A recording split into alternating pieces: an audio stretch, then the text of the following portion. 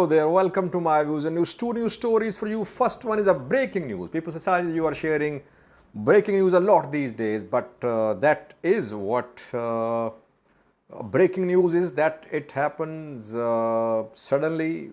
It's something new, it has not happened before, and it has not been reported recently. The breaking news is about talks between the Oromo Liberation Army and Ethiopian government. First round was held in Zanzibar, Tanzania a few months ago. No progress made. Now, is another round going to start? When? Why? Where? And secondly, Tigray Advisory Council, an alternative body being established in Tigray, held a meeting yesterday. Preparations underway. Getachew and Tsadkan are up to something. They want to sideline TPLF a little, it seems. Let's start with the new story about the Oromo Liberation Army. OLA and Ethiopian federal government held talks in Tanzania, Zanzibar. Earlier this year, talks were held for several days. OLA nominated a panel of negotiators.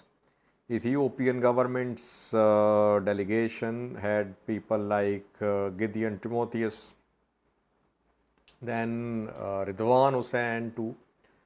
No progress could be made in those talks. And the talks, when ended, it was said back then that second round would be held soon. Second round could not be held. Now, second round is going to start. Talks between OLA and Ethiopian government going to resume in the next 2 to 3 days. Engagements, I have learned about this development through some people close to OLA. They confirmed to me that they have been contacted in the past few days. Talks have been held about the start of second round, and some assurances have been given, and the two sides have agreed on resumption of talks. Preliminary contacts have been done, reportedly. Preliminary engagements have happened, which are going to lead to talks. I have no verified information about the venue of talks. But who is mediating, and why is Ethiopian government in need of a new round of talks? We can talk about that. US is mediating, Norway mediating, IGAD mediating, Kenya is there too, maybe Denmark and Norway, I'm not sure. Maybe Denmark there, Norway is there, maybe Denmark and Sweden too, I'm not sure, but Norway, Kenya, IGAD, US behind this effort for the resumption of talks. Jelmaro Komsa Dereba, head of OLA, has been contacted and he has been invited that he should himself attend the talks. Will he attend? That remains to be seen. Will talks be held in Nairobi, Kenya, as Kenya is very active in this mediation? I cannot say for sure. When first round of talks was held, we saw that OLA made some big demands. OLA raised the issues like status of Addis Ababa, like introduction of federal languages, like establishment of interim government in Oromia, release of all prisoners, including OLF leaders, etc. So those are big issues, and the issues obviously cannot be discussed by OLA and Ethiopian government alone. There are other parties to these issues too. Now, the question is, why is there need for the government to talk to OLA at this point of time? While government has not made any tangible offer of talks to the Fano groups, why is government keen to talk to OLA? Very valid question. government has not made any tangible effort to talk to FAN. People sometimes don't agree with this statement of mine, but I still maintain that government has not made any tangible effort. Only statements issued. Maybe mediators are not very active, but so far no effort, no big effort, no major effort. I think PM Abiy's government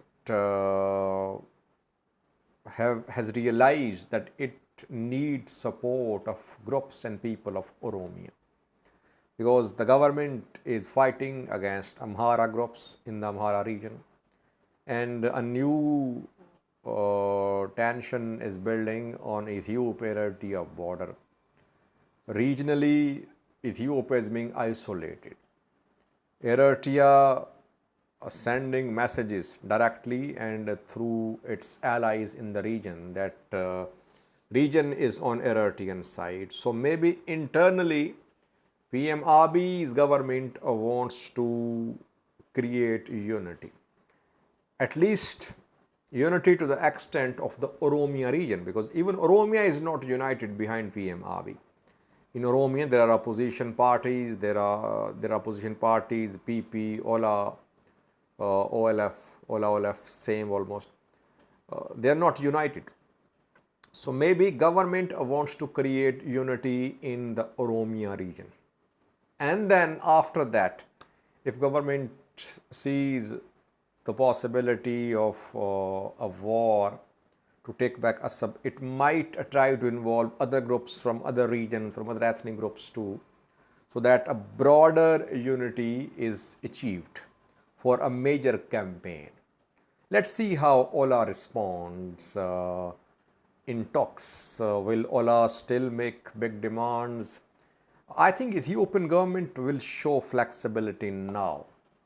OLA is not under any immense pressure to strike a deal with the government. TPLF was under pressure last year when it signed Pretoria deal. It had to make compromises. OLA is not in that position. OLA can dictate terms, or you can say OLA can press for its demands to be met. Let's see, we'll try to keep you updated. Secondly, was Tigray, where Tigray interim President Getachew is teaming up with Tsadkan to create an alternative body in Tigray. Tigray has no regional council, by the way, because elected government was dismantled in Tigray as a result of Pretoria deal. The election held in Tigray was not recognized by the federal government. It was held in 2020. And after that, war broke out. Pretoria deal dismantled Tigray's elected government, and interim government was established. Elected government obviously had a regional council. This interim government has no regional council, just Getachew and his team. Team means his cabinet members. While there is vacuum in Tigray in terms of absence of regional council, TPLF is trying to fill this vacuum. TPLF is a seasoned party. It knows how to fill such vacuum, how to fill such gaps. That is why TPLF is projecting itself as the government. And Getachew and TPLF relations, senior leader relations, have not been very ideal recently. We saw what happened in Mekelle a few days ago when TPLF tried to organize a meeting, but Tigray interim government refused to give permission to TPLF. Senior TPLF leaders like Debretsion, Alim Gebrevaid, Manjurino and others, they are united reportedly. Getachew does not have the support of majority of senior TPLF leaders. But he has the support of Tsadkan. Tsadkan has been calling for more democratic reforms in Tigray. He has been supporting a roadmap for holding a free and fair and transparent elections in Tigray. And though while Tsadkan is deputy president, we saw that opposition was crushed. Opposition members were tortured in Tigray a few weeks ago when opposition parties tried to organize a rally in Mekelle. Three parties. Opposition party members were tortured. They were not allowed to protest. Then TPLF was not allowed to protest, not allowed to hold a meeting in Mekelle. Now, Getachew and Tsadkan have come up with an idea that there should be an alternative body in Tigray in place of Tigray Regional Council. And that alternative body is being established. Its name is Tigray Advisory Council. Discussions have been held. Question is TPLF part of Tigray Advisory Council or not? I don't think so. Senior TPLF leaders have not attended the discussions being held in Tigray of Tigray Advisory Council. Who attended? Getachew, Tsadkan, some members of opposition parties too, reportedly. Did LM Gabrawahed attend? No. Did Debrecen attend? No. Did Monjarino attend? No. So, senior TPLF leaders, you can say, boycotted the meeting of Tigray Advisory Council. Tigray government said that this advisory council has been established to broaden consultations. Consultation will be held for almost 10 days. Then a roadmap will be prepared about how to take Tigray further, how to move forward. So while discussions are ongoing, senior TPLF leadership is missing from this discussion. Yesterday a meeting was held. Getachew attended, I think. Others too. Tsadkan was there too. Opposition party members were there too. So we are seeing a clear disconnect, a clear distance between Getachew and TPLF senior leaders. Question is, who will implement the directions, the instructions, the recommendations of the Tigray Advisory Council? How will TPLF respond to the recommendations of Tigray Advisory Council? I think TPLF might hold another meeting in Mekelle in coming days. TPLF will not allow Advisory Council to take its place in Tigray. Let's see. So far, Getachew, Tsadkan joined, united, they joined hands to sideline TPLF a little. Thank you for watching.